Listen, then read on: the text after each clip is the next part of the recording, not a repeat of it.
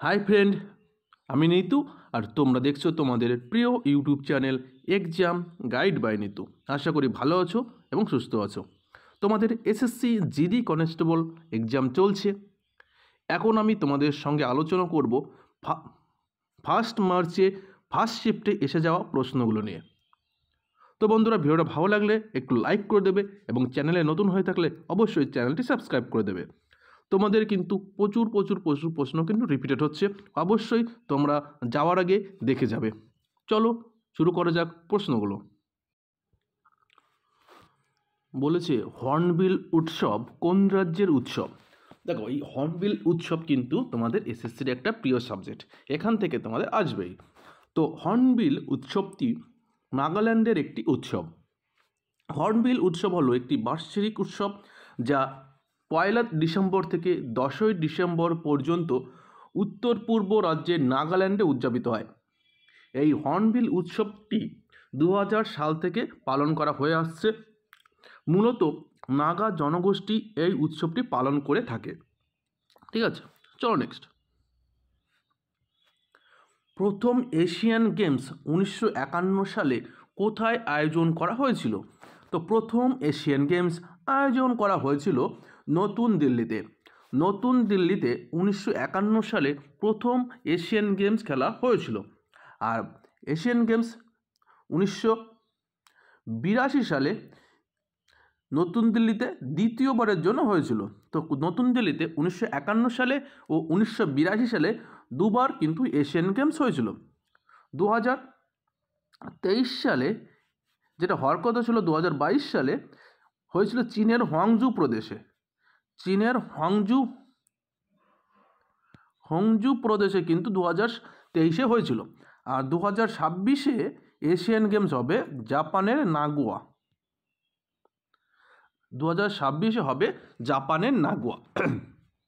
ঠিক আছে, পরবর্তী প্রশ্ন। বেগের এসআই একক কি? তো বেগের এসআই একক মিটার পার সেকেন্ড। বেগের এসআই একক মিটার পার সেকেন্ড। পরবর্তী প্রশ্ন। চন্দ্রগুপ্ত মৌর্যের নাতি কে ছিলেন? দেখো কত ঠিক আছে, চন্দ্রগুপ্ত মৌর্যের নাতি কে ছিলেন? চন্দ্রগুপ্ত মৌর্য 321 খ্রিস্টপূর্বাব্দে কিন্তু তিনি মৌর্য বংশ প্রতিষ্ঠা করেছিলেন। চন্দ্রগুপ্তের ছেলে ছিল বিন্দুসার। চন্দ্রগুপ্তের ছেলে ছিল বিন্দুসার। বিন্দুসারের ছেলে ছিল কিন্তু অশোক। তো অশোক কিন্তু চন্দ্রগুপ্ত মৌর্যের নাতি হয়। ঠিক আছে, তাহলে চন্দ্রগুপ্ত মৌর্যের ছেলের নাম কি? বিন্দুসার। বিন্দুসারের ছেলে সম্রাট অশোক। সম্রাট অশোক এর আমলে কিন্তু 261 খ্রিস্টপূর্বাব্দে কিন্তু কি হয়েছিল? 261 খ্রিস্টপূর্বাব্দে কিন্তু কলিঙ্গ যুদ্ধ হয়েছিল। চন্দ্রগুপ্ত মৌর্য শেষ জীবনে কিন্তু শ্রবণ বেলগোলায় কিন্তু কাটিয়েছিল। শ্রবণ বেলগোলায়, কর্ণাটকের শ্রবণ বেলগোলায় কিন্তু তার জীবনটা কাটিয়েছিলেন। সম্রাট অশোক বৌদ্ধ ধর্মের পৃষ্ঠপোষক ছিলেন। সম্রাট অশোকের জন্য আমলে বৃহত্তম স্তূপ শাসি স্তূপ কিন্তু নির্মিত হয়েছিল। মধ্যপ্রদেশের বিখ্যাত শাসি স্তূপ কিন্তু এই সম্রাট অশোকের আমলে তৈরি হয়েছিল। এবং সম্রাট অশোকের আমলে 250 খ্রিস্টপূর্বাব্দে কিন্তু তৃতীয় বৌদ্ধ সংহতি হয়েছিল। চলো নেক্সট। 2011 সালের জনগণনা অনুযায়ী বিহারের কত শতাংশ মানুষ দারিদ্র সীমার নিচে বাস করে? তো 2011 সালের জনগণনা অনুযায়ী বিহারের কিন্তু 34.17% কিন্তু দারিদ্র সীমার নিচে বাস করে। পরবর্তী প্রশ্ন। কেন্দ্র তালিকা, রাজ্য তালিকা এবং যুগ্ম তালিকা ভারতীয় সংবিধানের কোন তফসিলে রয়েছে?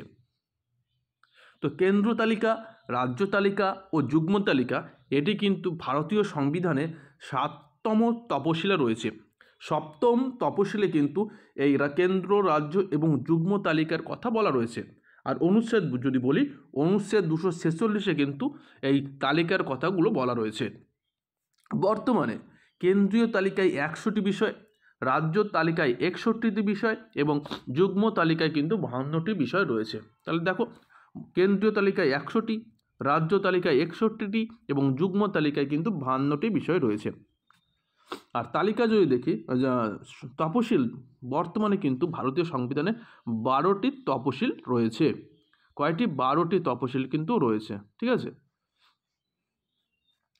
তপশিল কটা? 12টি। চলো নেক্সট। বাস্কেটবল খেলায় কতজন করে খেলোয়াড় থাকে প্রতিটি দলে? এটা কিন্তু আমি বলে দিয়েছি। তো বাস্কেটবল খেলায় কিন্তু প্রতিটি দলে কিন্তু 5 জন করে খেলোয়াড় থাকে। ক্রিকেটে দেখো 11 জন করে খেলোয়াড় থাকে। Football, cricket, hockey, football total কিন্তু 11 জন করে খেলোয়াড় থাকে। ব্যাডমিন্টনে সিঙ্গেল অথবা ডবলসে খেলা হয়। বেসবল 9 জন, বাস্কেটবল 5 জন, বিলিয়ার্ডস 1 জন, বক্সিং 1 জন, ব্রিজ দাবা 2 জন, তাস বলে, তাস 2 জনে খেলা হয়। দাবা 1 জন, পোলো 4 জন, রাগবি ফুটবল 15 জন এবং স্নুকার কিন্তু 1 জন করে খেলোয়াড় খেলে থাকে। ভলিবল 6 জন, ওয়াটার পোলো 7 জন, ইনডোর হকি 6 জন, আইস হকি 6 জন, নেটবল 7 জন, কর্ফবল 8 জন, খোখো 9 জন, কবাডি 7 জন, হ্যান্ডবল 7 জন করে খেলোয়াড় খেলে থাকেন। ঠিক আছে, তোতারাম শর্মা ও জাকির হোসেন কিসের জন্য বিখ্যাত ছিলেন? তো আমরা সবাই জানি জাকির হোসেন তিনি কিন্তু তবলা বাদক ছিলেন, বিখ্যাত তবলা বাদক, যিনি 2024 সালে কিন্তু 3টি গ্র্যামি পুরস্কার পেয়েছেন। তাই তো আমরা সবাই জানি তারা জাকির হোসেন 3টি গ্র্যামি পুরস্কার পেয়েছেন।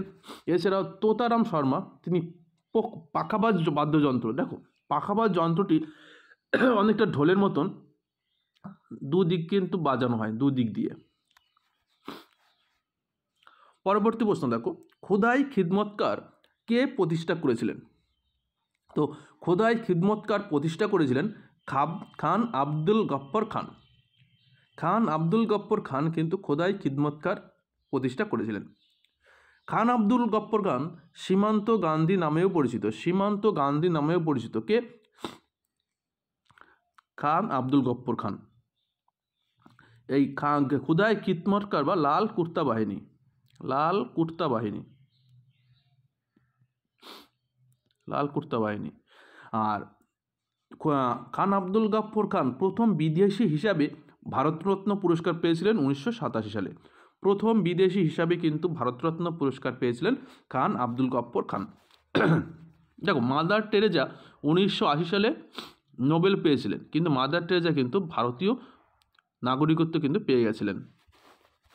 ঠিক আছে, চলো নেক্সট। 1990 সালে কততম পঞ্চবার্ষিকী পরিকল্পনা হওয়ার কথা ছিল? তো 1990 সালে 8তম পঞ্চবার্ষিকী হওয়ার কথা ছিল, কিন্তু সেটা হয়নি। 8তম পঞ্চবার্ষিকী পরিকল্পনা শুরু হয়েছিল 1992 সালে। 1990 সালে হওয়ার কথা থাকলেও 1992 সালে কিন্তু 8তম পঞ্চবার্ষিকী হয়েছিল। বলেছে পাকিস্তানের জাতীয় খেলার নাম কি? তো পাকিস্তানের জাতীয় খেলার নাম কিন্তু ফিল্ড হকি। এই হকি খেলার সময় দেখো তোমাদের ডিপিএসপির থেকে একটা এসেছিলো, বলেছিল কোনটি ডিপিএসপির মধ্যে পড়ে না? ডিপিএসপি ভারতীয় সংবিধানে 36 থেকে 51 নম্বর অনুচ্ছেদ পর্যন্ত বর্ণিত রয়েছে এবং ভাগ 4-এ কিন্তু বলা রয়েছে। তো বলেছিল নিচের কোনটি ডিপিএসপির মধ্যে পড়ে না। পরবর্তী প্রশ্ন, গীতা মহালিক কোন নাচের সঙ্গে যুক্ত? তো গীতা মহালিক তিনি কিন্তু ওড়িশি নৃত্যশিল্পী। ওড়িশি ভারতীয় রাজ্য উড়িষ্যার কিন্তু শাস্ত্রীয় নৃত্য। উড়িষ্যা রাজ্যের একটি শাস্ত্রীয় নৃত্য ওড়িশি। পরবর্তী প্রশ্ন, ভারতীয় অর্থনীতিতে বোম্বে পরিকল্পনা কবে হয়েছিল? তো ভারতীয় অর্থনীতিতে বোম্বে পরিকল্পনা হয়েছিল 1944 সালে। JRD টাটা এবং GD বিড়লা ছিলেন বোম্বে প্ল্যানের প্রধান। এছাড়াও কস্তুরীবাই, লালাভাই, স্যার শ্রীরাম, স্যার আদেরশির দালাল, এডি শ্রফ এবং জন মাথাই ছিলেন বোম্বে পরিকল্পনার অন্যান্য গুরুত্বপূর্ণ স্বাক্ষরকারী। তো তো বন্ধুরা, তোমাদের ফার্স্ট শিফটের টোটাল 14টি প্রশ্ন আমি সংগ্রহ করতে পেরেছিলাম। ভিডিওটা ভালো লাগলে একটু লাইক করে দেবে, চ্যানেল নতুন হয়ে থাকলে অবশ্যই চ্যানেলটি সাবস্ক্রাইব করে দেবে। ধন্যবাদ।